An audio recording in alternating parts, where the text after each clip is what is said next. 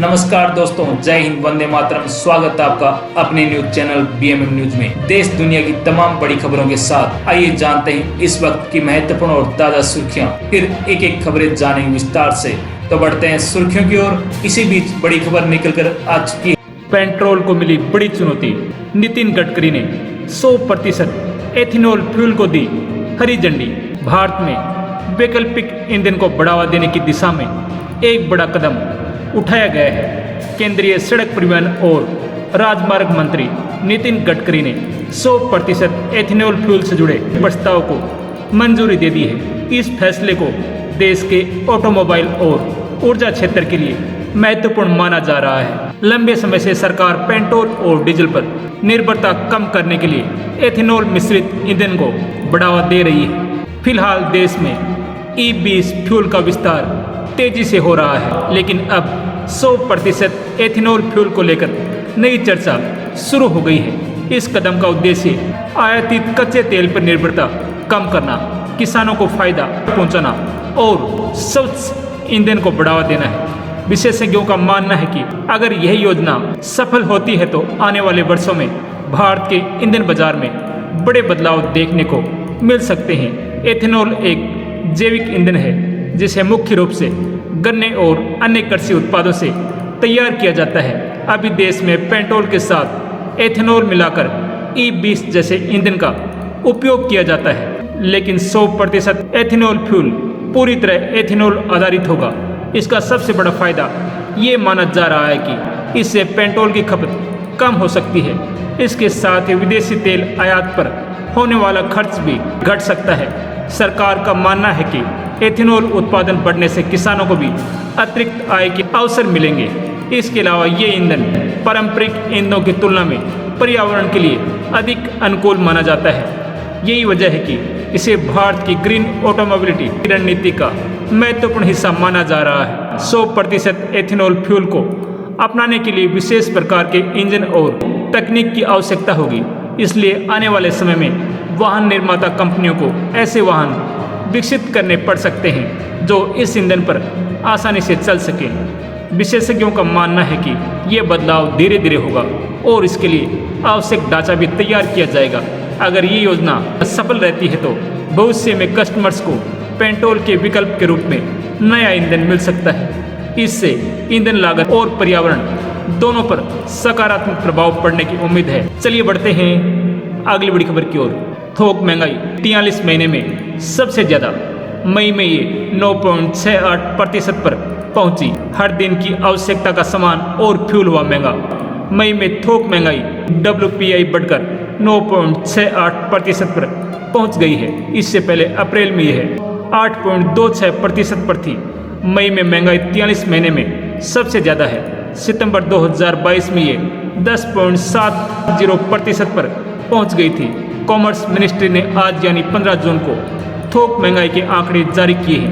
महंगाई बढ़ने की वजह रोजमर्रा की आवश्यकता के सामान और फ्यूल के दाम बढ़ना है। दरअसल अमेरिका 3.5 महीने से तनाव है। स्थितियां सामान्य नहीं हुई तो महंगाई और बढ़ सकती है। रोजाना की आवश्यकता वाले सामानों प्राइमरी आर्टिकल्स की महंगाई 3.78% से बढ़कर 4.9% हो गई है। खाने पीने की चीज़ें फूड इंडेक्स की महंगाई 3.1% से बढ़कर 4.49% पर पहुंच गई है। फ्यूल और पावर की थोक महंगाई दर 24.89% से बढ़कर 30.3% हो गई है। मैन्युफैक्चरिंग प्रोडक्ट्स की थोक महंगाई दर 6.68% से बढ़कर 7.78% रही।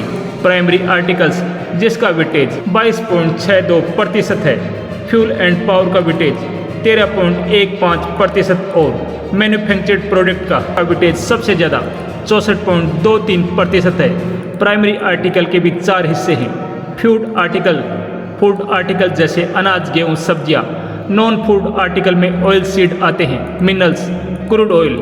मई में रिटेल महंगाई बढ़कर 3.93% पर पहुंच गई है, जो अप्रैल में 3.48% थी। पिछले 5 महीनों में ये पहली बार है जब खुदरा महंगाई रिजर्व बैंक ऑफ इंडिया के टारगेट 4% के बेहद करीब पहुंच गई। थोक महंगाई के लंबे समय तक बढ़े रहने से ज़्यादातर प्रोडक्टिव सेक्टर पर इसका बुरा असर पड़ता है। अगर थोक मूल्य बहुत ज़्यादा समय तक उच्च स्तर पर रहता है तो प्रोड्यूसर पर इसका बोझ कंज्यूमर पर डाल देते हैं। सरकार केवल टैक्स के जरिए WPI को कंट्रोल कर सकती है। जैसे कच्चे तेल में तेज बढ़ोतरी की स्थिति में सरकार ने ईंधन पर एक्साइज ड्यूटी कटौती की थी। चलिए बढ़ते हैं अगली बड़ी खबर की ओर। हॉर्मुज होगा फ्री, US सैनिक हटेंगे पीछे, फ्रीज फंड होगा रिलीज।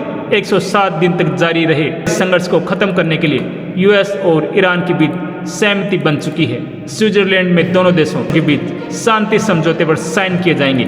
अमेरिकी राष्ट्रपति डोनाल्ड ट्रंप ने ट्रूथ सोशल पर यह घोषणा की। इसके साथ ही हॉर्मुज स्ट्रेट के फिर से खुलने का रास्ता भी साफ हो गया है। पीस डील पर सहमति बनने से वैश्विक ऊर्जा बाजारों पर दबाव कम होगा। अमेरिका और ईरान के बीच शांति समझौते पर सहमति बनी है। अमेरिकी राष्ट्रपति डोनाल्ड ट्रंप और ईरान की ओर से इसकी पुष्टि की गई है। डील पर स्विट्जरलैंड में औपचारिक हस्ताक्षर किए जाएंगे। इसमें अमेरिका से जेडी वेंस और ईरान के आरागाची और गलीबफ शामिल होंगे। दोनों देश सैन्य अभियानों पर फौरन रोक लगाएंगे। समझौते में लेबनान से जुड़े संघर्ष को खत्म करने का प्रस्ताव भी शामिल है।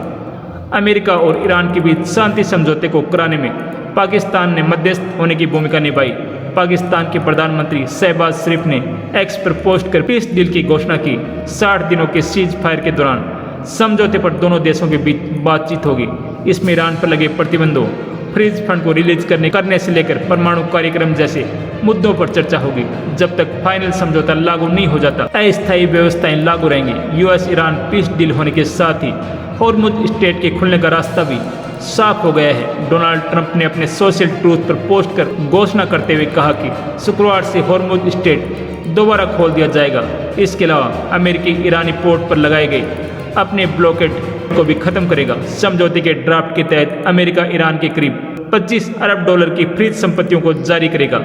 इसकी आधी रकम यानी $12 अरब समझौते से पहले ही जारी की जानी है। समझौते के ड्राफ्ट के तहत अमेरिका ईरान के करीब $25 अरब की फ्रीज संपत्तियों को जारी करेगा। चलिए बढ़ते हैं अगली बड़ी खबर की ओर। मौसम विभाग ने बारिश तूफान को लेकर एक बार फिर से नया अलर्ट जारी कर दिया है। मौसम विभाग के मुताबिक यूपी बिहार समेत 17 राज्यों के लिए बारिश आंधी की चेतावनी है। इस दौरान 70 से 80 किलोमीटर प्रति घंटे स्पीड से तेज हवा चलेगी।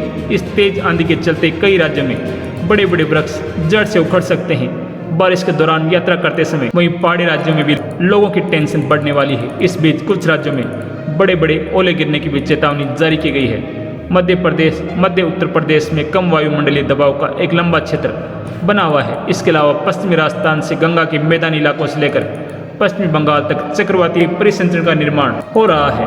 मौसम विभाग के मुताबिक देश के 17 राज्यों यूपी, बिहार, दिल्ली, राजस्थान, हरियाणा, उत्तराखंड, पंजाब, हिमाचल, जम्मू कश्मीर, सिक्किम, पश्चिम बंगाल, उड़ीसा, झारखंड, छत्तीसगढ़, मध्य प्रदेश, झारखंड और असम में भारी बारिश और आंधी का अलर्ट जारी किया गया है। इस दौरान 70 से 80 किलोमीटर प्रति घंटे रफ्तार से आंधी चलेगी। पूर्वी भारत के राज्यों में आकाशीय बिजली और वज्रपात का कहर देखने को मिल सकता है। इस दौरान किसान और मछुआरों को बेहद अलर्ट रहने के लिए कहा गया है। दिल्ली में मौसम विभाग के अनुसार भारी बारिश और आंधी की चेतावनी जारी की गई है। इस दौरान हवा की रफ्तार 50 से 60 किलोमीटर प्रति घंटे तक रहने की चेतावनी है। वहीं दिल्ली में कल यानी 15 जून को अधिकतम तापमान 37 डिग्री सेल्सियस और न्यूनतम 27 डिग्री सेल्सियस रहने का अनुमान है। यूपी में गौतम बुद्ध नगर, अलीगढ़, मुजफ्फरनगर, मथुरा, आगरा, अलीगढ़, एटा, मैनपुरी, कानपुर, गोरखपुर, वाराणसी, प्रयागराज और महाराजगंज में भारी बारिश और आंधी का अलर्ट जारी किए गए हैं। वहीं लखनऊ में कल यानी 15 जून को अधिकतम तापमान 39 डिग्री सेल्सियस और न्यूनतम 29 डिग्री सेल्सियस तक जाएगा। बिहार में पश्चिमी चंपारण, पूर्वी चंपारण, नावदा, गया, औरंगाबाद, सिवान, भोजपुर, शेखपुरा, लखीसराय, बक्सर, मुजफ्फरनगर, समस्तीपुर, दरभंगा, मधुबनी, पूर्णिया, कटिहार, किशनगंज, भागलपुर और मुंगेर में भारी बारिश और आंधी की चेतावनी जारी की गई है। इस दौरान 65 से 70 किलोमीटर प्रति घंटा स्पीड से आंधी चलने की चेतावनी है।